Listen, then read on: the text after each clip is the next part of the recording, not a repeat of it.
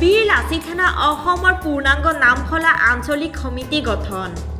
বীৰ লাচিত সেনা অসম দৰং জিলা সমিতিৰ অন্তৰ্গত নামখলা আঞ্চলিকৰ পূৰ্ণাংগ সমিতিখন গঠন কৰা হৈছে। তদুপলক্ষে নামখলা কলাকৃষ্টি পৰিষদৰ সভাগৃহত অনুষ্ঠিত সভাখন সঞ্চালনা কৰে লাচিত সেনা অসম দৰং জিলা সমিতিৰ সভাপতি ধ্ৰুৱজ্যোতি কলিতাই। বীৰ লাচিত সেনা অসমৰ নামখলা আঞ্চলিক সমিতিৰ বিত্তীয় সম্পাদক ত্ৰিকেন্দ্ৰজিৎ চলিহাই আঠধৰা সভাৰ উদ্দেশ্যে ব্যাখ্যা কৰে বীৰ লাচিত সেনা অসম দৰং জিলা সমিতিৰ মুখ্য সচিব পুৰুষোত্তম ডেকাই।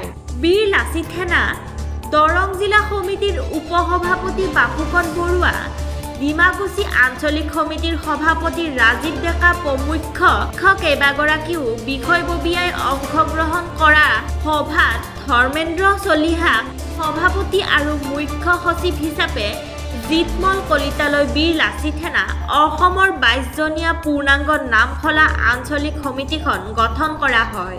আজি ইয়াত যোগদান কাৰ্যসূচী আৰু নামখলা আঞ্চলিক সমিতি গঠনৰ উদ্দেশ্যে আমি উপস্থিত হৈছিলোঁ আৰু নামখলা আঞ্চলিকখনৰ 22জনীয়া সমিতি আজি আমি আনুষ্ঠানিকভাৱে ঘোষণা কৰিছোঁ। 22জনীয়া আঞ্চলিক সমিতি ইয়াতে গঠন কৰা হ'ল আৰু আগন্তুক দিনত এই আঞ্চলিকখনে এই বৃহত্তৰ যি অঞ্চল এই অঞ্চলটোত যাতে ৰাইজৰ স্বাৰ্থত কাম কৰি যাব পাৰে, ৰাইজৰ হৈ তেওঁলোকে কাম কৰক আৰু তাকে কামনা কৰিছোঁ। আমাৰ জিলা সমিতি তথা কেন্দ্ৰীয় সমিতিৰ তৰফৰ পৰা আমাৰ সদায় সহযোগিতা থাকিব, সহায় সহযোগিতা আৰু আপোনালোকক সংবাদ মাধ্যমৰ জৰিয়তে আমি জনাব বিচাৰিছোঁ সকলো ৰাইজকে এই অঞ্চলটোৰ আমাৰ আঞ্চলিকটোৰ লগত সহায় সহযোগিতা কৰক। ক'ৰবাত কিবা ভুল থাকিলে আঙুলিয়াই দিয়ক, তেওঁলোকে সমাধান কৰিবলৈ নিশ্চয় চেষ্টা কৰিব আৰু আমাৰ জিলা সমিতিৰ পৰা পূৰ্ণ সমৰ্থন আছে। সদায় আমি তেওঁলোকৰ লগত আছোঁ আৰু আগন্তুক দিনত এনেকুৱা ধৰণৰ আমি কাম কৰি যাবলৈ চেষ্টা কৰিম নিশ্চয়। জনীয়া সমিতিৰ ভিতৰত আমাৰ সভাপতিৰ দায়িত্ব আজি দিয়া হ'ল ধৰ্মেন্দ্ৰ চলিহাক নামখলা আঞ্চলিকৰ আৰু মুখ্য সচিবৰ দায়িত্বত থাকিলে জিতপল কলিতা আৰু ৰাজেশ কলিতা থাকিলে। আমাৰ কেইবাজনো বিষয়ববীয়া আছে ইয়াতে আৰু এই ক্ষেত্ৰত আমি নামখলা অঞ্চলৰ বহুতো অভিযোগ আমি পাই থাকোঁ প্ৰায় জিলা সমিতিয়ে। আমাৰ তাৰ পৰা ইয়াত কাম কৰা অলপ অসুবিধা হয় আৰু আঞ্চলিকটো ইয়াতে হৈ যোৱাৰ পিছত নিশ্চয় তেওঁলোকে এই অসুবিধাসমূহৰ ক্ষেত্ৰত যাতে মাত মাতি থিয় হ'ব। আৰু যোৱা কিছুদিন আগতে আমি ইয়াৰ যি চিকিৎসালয় স্বাস্থ্যকেন্দ্ৰৰ এটি বাতৰি আমি পাইছিলোঁ আৰু বাতৰিটো খুব পাই আমাৰ দুখ প্ৰকাশ কৰিছিলোঁ আমি। গতিকে এনেধৰণৰ কাৰ্যসমূহ হ'ব নালাগে আৰু তেওঁলোকে আমাৰ বীৰ লাচিত সেনা ল'ৰাই আমাৰ সক্ৰিয় সৈনিকসকলে এই ক্ষেত্ৰত মাত পাতি বিষয়টো বৰ্তমান সমাধানৰ ক্ষেত্ৰত আগবাঢ়িছে তেওঁলোক আৰু আগন্তুক দিনত এনেধৰণৰ কামসমূহৰ ক্ষেত্ৰত কাম কৰি যাব আমাৰ এই আশা আছে। জয় হওক। পোনপ্ৰথমে মই আমাৰ সাংবাদিক বন্ধুসকললৈ ধন্যবাদ জ্ঞাপন কৰিছোঁ যে আজি আমাৰ নামখলা আঞ্চলিক সমিতি বীৰ লাচিত সেনা অসম তথা নামখলা আঞ্চলিক সমিতিখন গঠন হোৱাৰ এই মুহূৰ্তত আহি তেওঁলোকে যি বাতৰি প্ৰকাশ কৰিবলৈ আগবাঢ়িছে।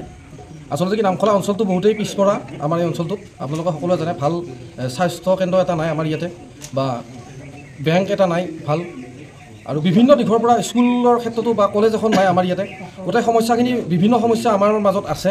এই সমস্যাখিনি যাতে আগন্তুক দিনত আমি ইয়াৰ এটা ব্যৱস্থা ল'ব পাৰোঁ ভাল বা চৰকাৰক আমি দাবী জনাওঁ যে আমাৰ এই পিছপৰা অঞ্চলটিত গোটেইখিনি সুবিধা দি তেওঁলোকে আমাক আগন্তুক দিনত গোটেইখিনি সুবিধা কৰি দিব বুলি আমাৰ আশা থাকিল। আৰু বীৰ লাচিত সেনা অসম তথা নামখলা আঞ্চলিক সমিতিয়ে আজিৰ পৰা এই দিনটোৰ পৰা আমি এটা প্ৰতিশ্ৰুতি লৈছোঁ যে জিলা সমিতিৰ ফালৰ পৰা প্ৰতিশ্ৰুতি দিয়া হৈছে আমাৰ ফালৰ পৰা যে সকলো কামতে আমি কোনো ধৰণৰ আপোচ নকৰাকৈ যে অসমীয়া জাতি বা মাটি ভেটিৰ হৈ আমি সদায় মাত মাতি যাম আৰু যিকোনো অনুষ্ঠানৰ চৰকাৰী অনুষ্ঠান হওক বা আমাৰ নামখলা অঞ্চলৰ যি অনুষ্ঠান আছে সেই অনুষ্ঠানসমূহত যাতে কোনো বিজুতি নঘটে বা যাতে কোনো শক্তিয়ে আমাৰ কোনো অনুষ্ঠানক একো কৰিব নোৱাৰে তাৰ কাৰণে আমি সদায় মাত মাতি যাম।